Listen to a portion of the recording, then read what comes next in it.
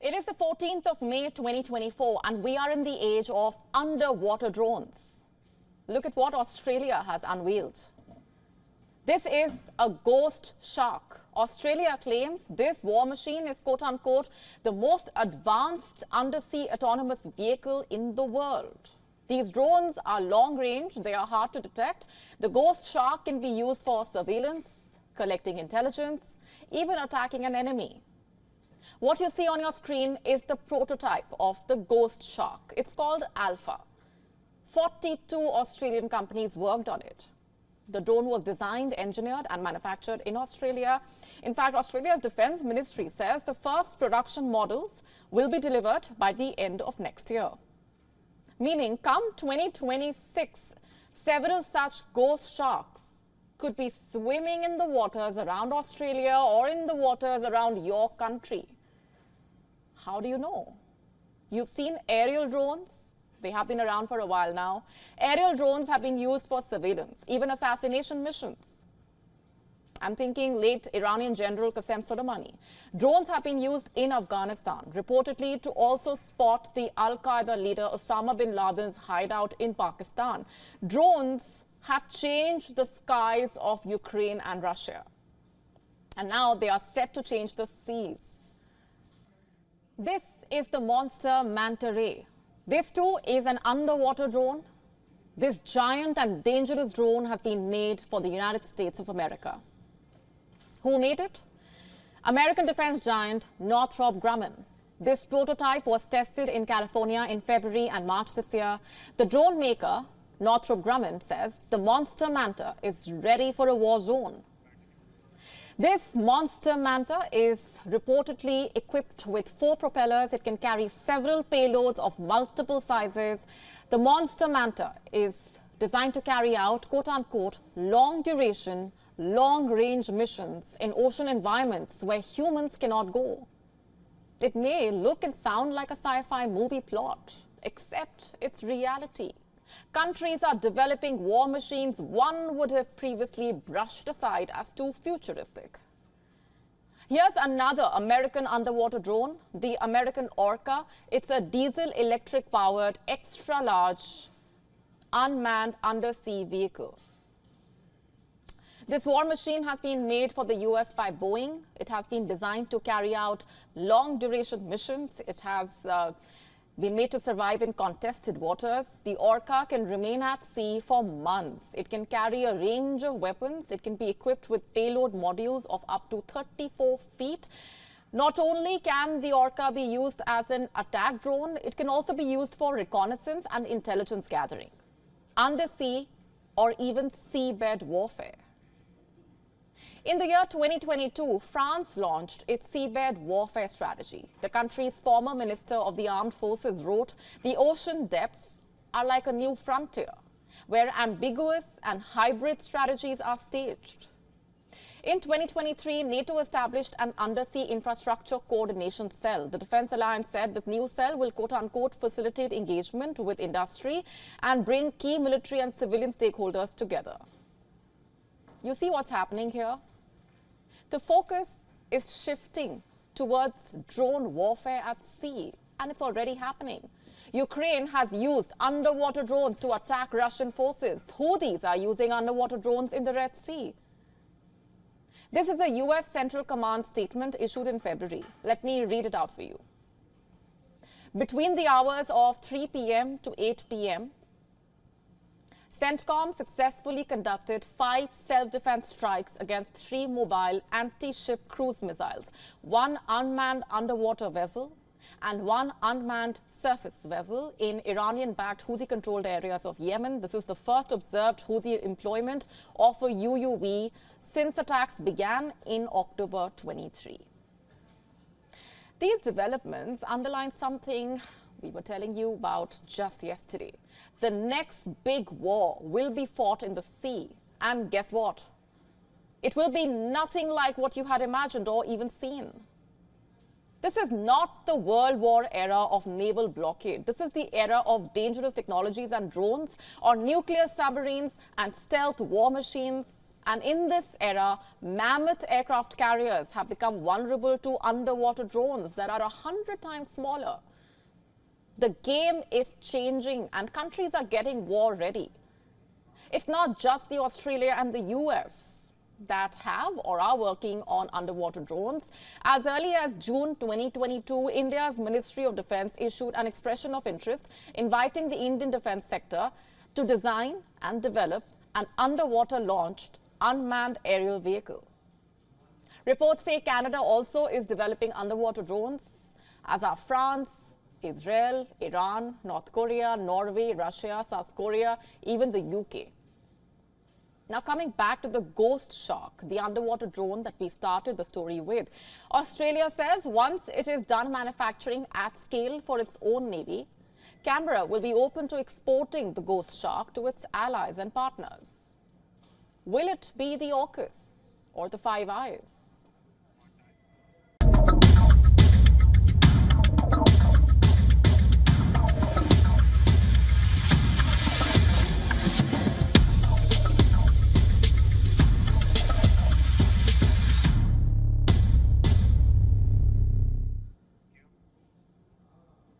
From the flying diplomat, let's move on to the high-flying thief. His name is Rajesh Kapoor. He has been arrested from the Indian capital. What did he do? Stole jewelry and valuables from passengers flying miles above the ground. That's right. This man boarded 200 flights, traveled for thousands of miles for over 100 days, all to steal from passengers. He was good at what he did, but not good enough to deceive the police forever. Last month, a woman traveling from Hyderabad to Delhi claimed that jewelry worth 7 lakh rupees had been stolen from her handbag. A man from the US complained that valuables worth 20 lakh rupees were stolen from his cabin bag. There was some obvious pattern here. How exactly were valuables worth lakhs of rupees suddenly disappearing from airports? So the police did some old school research. They scanned several hours of footage from Delhi, Hyderabad, Amritsar airports. And in the end, the evidence pointed towards this man, Rajesh Kapoor. So how exactly did he execute these thefts? Airports, after all, are among the most highly secured areas in a country. Fooling airport authorities is no child's play. Kapoor has revealed how exactly things worked out. First of all, he targeted passengers who took connecting flights. For example, the woman traveling from Hyderabad to Delhi in April had to board a connecting Air India flight to the US from Delhi. Similarly, the US resident I told you about was traveling to Frankfurt from Amritsar and again had a connecting flight from Delhi. Once he had his target locked, the thief would observe their behavior at the airport. He would follow them, slyly try to read the information on the baggage declaration slip. That's how he managed to get the details of the valuables inside the bags. The police said they saw the man interact mostly at the boarding gate. And then he would request the airline to change his seat so that he could sit next to his target. Sometimes it would happen by coincidence. Other times he would urge the airline to do it. And after sitting near his target passenger, Kapoor would pretend to adjust the bags in the overhead section, and that's when he did the dirty job. Under the pretense of adjustment, he would steal jewelry and other valuables as other passengers would board the flight. He mostly stole from elderly and female passengers from airports like Delhi, Chennai, Hyderabad, Chandigarh, Mumbai, Amritsar. A large quantity of gold and silver jewelry was recovered from his house in Paharganj. However, he also revealed he sold the stolen jewelry to a jeweler in neighboring Karol Bagh. Interestingly, he started out by stealing in trains, but later on he gathered the nerve to start doing it at airports and on airplanes.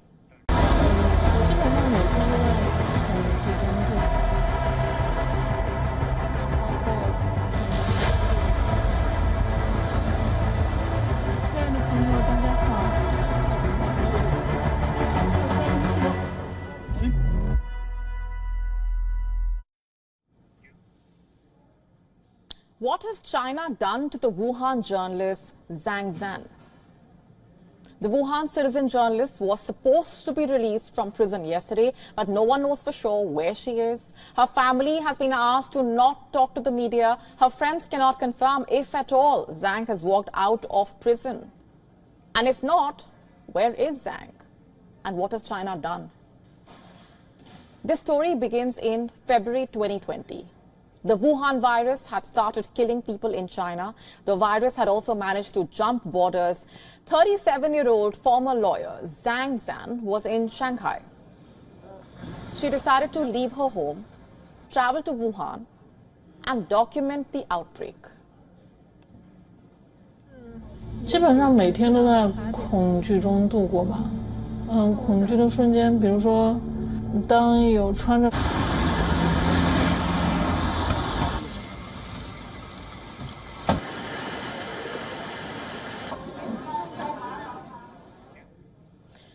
For over 3 months, she went around Wuhan with her camera. She exposed what China was trying to cover up: the overflowing hospitals, the empty shops. For 3 months, Zhang posted her reports on social media, showing the world what was really going on, telling stories, what China wanted to keep a secret. 是2020年的2月19号晚上10点。 街道上几乎没有人。就如果凭着我在街上找的话，除了这座城市现在处于瘫痪状态之外。In mid-May, Zhang abruptly stopped posting on social media. Reports said she went missing on the 14th of May 2020. A day later, it was revealed that the police had detained her in Shanghai. China pressed charges against Zhang. It accused Zhang of spreading false information through text, video, and other media through platforms like WeChat, Twitter, and YouTube. She was found guilty of picking quarrels and provoking trouble. Are you wondering what that means? Well, it's a sample of the absurd charges that China slaps on its activists. China sentenced Zhang to 4 years in prison. Zhang's arrest was meant to intimidate the others who were documenting the Wuhan virus chaos in China. The virus from China went on to kill millions around the world. 4 years have passed since Zhang's sentencing. She is now 41 years old and she is supposed to be back with her family. Except there is no confirmation that she has been released from prison. Let me read out for you what one of the members of the Free Zhang Zhan campaign has told the British press.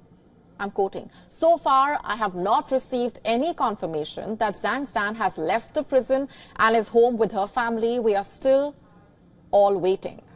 I understand that her parents and brother have been under enormous pressure and warned severely not to give media interviews. Friends' calls are also left without answers. These are extremely worrying signs," quote unquote. Zhang had gone on a hunger strike following her arrest. Her lawyer said Zhang was in very poor health. In December 2020, Zhang's lawyer said the citizen journalist was being force-fed via a feeding tube, adding that she was restrained 24 hours a day. That's such is Zhang's condition that she, quote unquote, needs assistance going to the bathroom. She feels psychologically exhausted. In 2021, Zhang's mother said her daughter could not hold her head up. That's how weak she had become. On Monday, China's foreign ministry spokesperson was asked if Zhang had been released from prison. Wang Wenbin declined to comment. Instead, he said, and I'm quoting again, "What I can tell you is that China is a country governed by the rule of law. Anyone who violates the law should be punished by law," quote unquote. Goes without saying, Zhang did not violate any law. She was exercising her freedom of expression, her freedom of speech. She was supposed to be protected under press freedom. But China, you see, does not understand any of this. It also is not a fan of transparency or truth.